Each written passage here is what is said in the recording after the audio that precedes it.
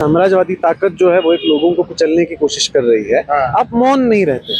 आपके दरवाजे पे आकर के वो आपको धमकी दे रहा है कि देखो हम तुम्हारे इस पे चल रहे हैं, एक ऐसे बायलैटरल मतलब इसके अंदर जो कि एक रिलीफ शिप था वो जो जा रहा था, जिसके ऊपर की हमला किया गया। वो बेसिकली आपको डरा रहा है। वही साम्राज्यवादी ताकत जो कल जाकर के ईरान के ऊपर हमला की है, उससे कुछ दिनों पहले जो है जाकर के आपके यहाँ वेनेजुएला के प्रधान लीडर को उठा लिया है, राष्ट्रपति को उनको उठा लिया है। तो ये जो है ये एक प्रेसिडेंट सेट किया जा रहा है कि बेसिकली आप या तो हमारी बात सुनिए, या तो आप हमारे नीचे रहिए दब करके, सर झुका करके, या फिर आपको या तो हम उड़ा देंगे या तो आपको। ये देश नहीं है कि आपके सामने एक ऐसा मुल्क है जहाँ के लीडर ने, जिस मुल्क ने पिछले 2 सालों से पूरी दुनिया के मोबाइल फोन पे लाइव स्ट्रीम होता हुआ एक जेनोसाइड कमिट किया है, छोटे छोटे बच्चों का कत्ल कर दिया है, छोटे छोटे बच्चों के मतलब स्कूलों पर बम गिराए हैं, उनके घरों पर बम गिराए हैं।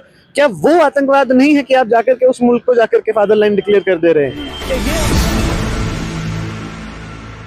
नवजागरण लाइव में आपका स्वागत है। अभी हम जामिया मिलिया इस्लामिया में हैं और हमारे साथ शहीद जी हैं।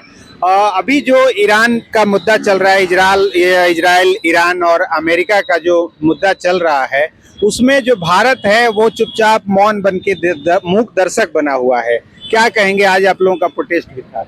नहीं, बात जो है वो ये है कि आप किसी ऐसे हमले के अंदर जहाँ पे कि एक साफ तौर पर इंपीरियलिस्टिक साम्राज्यवादी ताकत जो है वो एक लोगों को कुचलने की कोशिश कर रही है, आप मौन नहीं रहते। मौन रहना, वहाँ पे समर्थन देना, और यही बात है। आज 2-3 दिन पहले जो है, जो इजराइल को जाकर के फादरलैंड डिक्लेयर कर दिया गया है, उसी का हमें ये एक छोटा बहुत प्रदर्शन देखने को मिल रहा है कि आप जो है 6 दिन तक एक सोवरेन मुल्क के सरबराह की मौत के ऊपर एक स्टेटमेंट तक नहीं निकालते हैं। आप जो है रूस से तेल खरीदेंगे या नहीं खरीदेंगे, इस चीज को जो है वो अमेरिका के अफेयर्स का एक मैटर बना दिया गया है। तो यही बात है कि विश्वगुरु क्लेम किया जाना अपने आप को, और उसके बाद जब आप ये नहीं कर पा रहे हैं तो ईरान पे हमला, ईरान का तो मुद्दा है ही, लेकिन वो दुनिया भर के अंदर उन सब देशों का, उन सब मुल्कों का मुद्दा है जो कि साम्राज्यवाद के खिलाफ लड़ाई लड़ करके आजाद। तो वही सवाल इसलिए यहाँ का भी बनता है। लेकिन जो बड़ा मुद्दा ये है कि अभी 4 दिन पहले जो राष्ट्रपति हैं देश की, उनकी वो चीफ गेस्ट रहती हैं और भारत और ईरान का जो संयुक्त सैन्य अभ्यास होता है, और उस जहाज पर हमला कर देता है आपके हिंद महासागर में। बिल्कुल बिल्कुल, जो श्रीलंका की तरफ नहीं बोलते हैं। बिल्कुल, ये बात है, यही बात है कि माने आपके दरवाजे पे आकर के वो आपको धमकी दे रहा है कि देखो हम तुम्हारे इस पे चल रहे हैं, एक ऐसे बायलैटरल मतलब इसके अंदर जो कि एक रिलीफ शिप था वो जो जा रहा था, जिसके ऊपर की हमला किया गया। तो वो जो चीज है वो क्या है, वो बेसिकली आपको डरा रहा है। वही साम्राज्यवादी ताकत जो कल जाकर के ईरान के ऊपर हमला की है, उससे कुछ दिनों पहले जो है जाकर के आपके यहाँ वेनेजुएला के प्रधान लीडर को उठा लिया है, राष्ट्रपति को उनको उठा लिया है। तो ये जो है ये एक प्रेसिडेंट सेट किया जा रहा है कि बेसिकली आप या तो हमारी बात सुनिए, या तो आप हमारे नीचे रहिए दब करके, सर झुका करके, या फिर आपको या तो हम उड़ा देंगे या तो आपको गायब कर दिया जाएगा, किडनैप कर दिया जाएगा। तो उसके खिलाफ जो है आवाज उठना जरूरी है। लेकिन भारत में जो कुछ लोग कह रहे हैं कि ये लोग देशद्रोही हैं, जो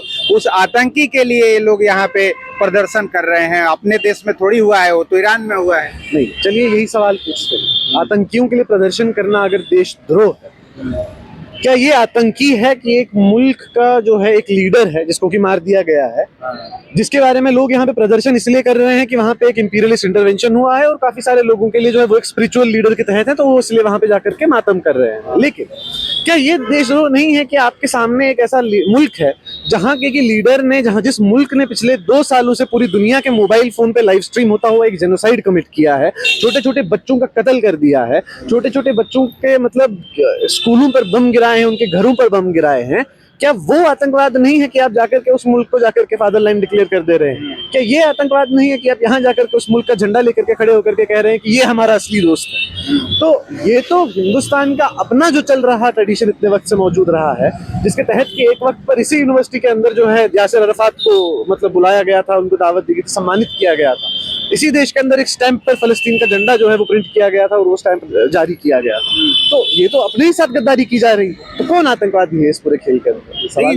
जिस इंस्टीट्यूट से आप लोग हैं, जिस संस्थान से हैं, उसको तो पहले ही आतंकियों का गढ़, आतंकियों का अड्डा कहा जाता है। जेएनयू और जामिया भले ही वो टॉप में आती हैं, लेकिन आप लोगों का जो है रिएक्शन जो है उसको तो देशद्रोह में ही गिना जा रहा है। अब इससे ज्यादा शर्म की बात ये तो उन लोगों से बोलना चाहिए जो लोग अब भी JNU जामिया को जो है देशद्रोह का अड्डा कहते हैं कि इससे ज्यादा शर्म की बात क्या हो सकती है कि देशद्रोह के अड्डे जो है वो आपके देश की सबसे फाइनेस्ट रिसर्च प्रोड्यूस कर रहे हैं। देशद्रोह के अड्डे जो हैं वो आपके देश में सबसे ज्यादा पॉलिटिकली कमिटेड लोगों को निकाल रहे हैं। देशद्रोह के अड्डे जो हैं वो आपके देश के अंदर अकेली जगहें बची हुई हैं जो कि साम्राज्यवाद के खिलाफ आवाजों को बुलंद कर रही है। ये जामिया मिलिया इस्लामिया इसकी पूरी नींव जो है, आगे जाएंगे आपको गेट के ऊपर दिखेगा भी, जो जवाहरलाल नेहरू का पूरा स्पीच है, जो उनका एक लेटर उन्होंने लिखा था मौलाना आजाद को। तो ये जामिया मिलिया इस्लामिया तो एक हिस्ट्री से आता है, एक हिस्ट्री जो कि इंपीरियलिज्म के खिलाफ खड़ी है, एक हिस्ट्री जो कि डीकोलोनियलिटी को अपने हाथ में मौजूद रखता है। तो वहां पे देशद्रोह आतंकवाद कहाँ आ गया? आतंकवाद तो ये है कि आप जाकर के एक पूरे मुल्क को मतलब जमीन पे मतलब गर्द उड़ा देते हैं और ये कहते हैं कि हम लोग जो है इंसानियत बचाने के लिए सब कुछ कर रहे हैं। क्या इंसानियत की तरफ, डेमोक्रेसी की तरफ, आजादी की तरफ जो रास्ता है वो बच्चों के स्कूलों के खुलों से जाता है?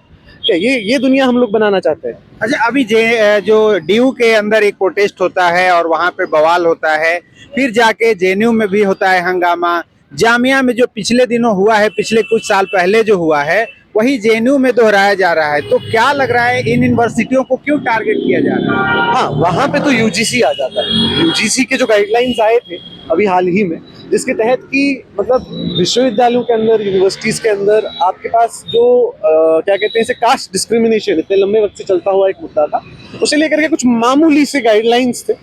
वो गाइडलाइंस ला करके उन्होंने बोला कि क्या कहते हैं इसे आप अपनी यूनिवर्सिटी के अंदर ये लगाइए, कमेटी बनाइए, जिस कमेटी का जो हेड होगा वो वाइस चांसलर होगा। तो इतना ज्यादा मतलब एक ऐसे टाइप का कमेटी था कि वो कोई कॉन्क्रीट कमेटी भी नहीं था। हम तो तब भी कह रहे थे कि इसको थोड़ा सा कॉन्क्रीटाइज किया जाए, लेकिन उसके ऊपर उसको ऐसा मुद्दा बना दिया गया कि यार देखो ये जो है ये तो पता नहीं अब बहुत बड़ा कोई साजिश रची जा रही है एक समुदाय के खिलाफ, तो इस वजह से हम लोगों को उसके खिलाफ लड़ना जरूरी है। तो वहां पे जो आपको देखने को मिल रहा है क्रक्स, लेकिन ईरान से लेकर के UGC के मुद्दे तक ये वही हिस्टोरिकल, वही ऐतिहासिक लड़ाई है जिसके अंदर की जो दबे कुचले हैं वो लोग अपने अधिकारों के लिए बात करने की कोशिश कर रहे हैं और उनके की हुई एक बात को भी कभी आतंकवाद बता दिया जाता है तो कभी बता दिया जाता है कि ये लोग जो हैं ये लोग तो बस रेवड़ियां लेना चाहते हैं मुफ्त की, इनके पास रिजर्वेशन हो, इनके पास ये सब चीजें। लेकिन बात वहां से लेकर के यहाँ तक, फलस्तीन से लेकर के ईरान से लेकर के दिल्ली, बिहार, आप कोई भी जगह चुन लीजिए, वहां पे बात बस इतनी ही है कि कुछ लोग जिनको कि हिस्टोरिकली जो है वंचित किया गया है, वो चाहे साम्राज्यवाद की या फिर वो चाहे मनुवाद की मार से झेल रहे हो, वो अपनी आवाज उठाने के लिए जब सामने आएंगे, पूरा सत्ताधार मीडिया जो है वो इसके लिए यूनाइटेड हो जाएगा, यूनानिमसली खड़ा होगा कि इन लोगों को विलन के बतौर दिखाया जाए, इन लोगों को ऐसा दिखाया जाए कि ये लोग तो पता नहीं दुनिया ही तोड़ देना चाहते हैं सिर्फ इसलिए कि कह रहे हैं हमें सांस लेने का मौका मिलना चाहिए। उसके खिलाफ अब आपका मैसेज क्या रहेगा आखिर?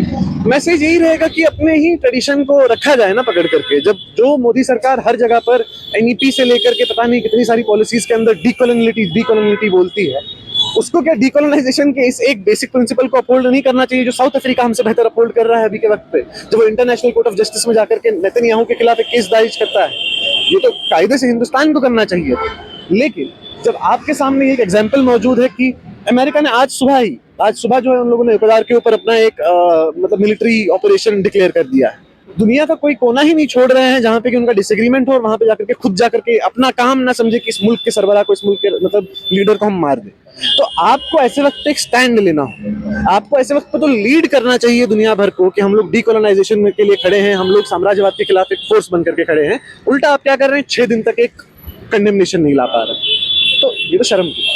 चलिए, बहुत बहुत धन्यवाद। ये थे सईद जी, और आगे जो भी अपडेट होगा हम बताते रहेंगे, बने रहिए नवजागरण में।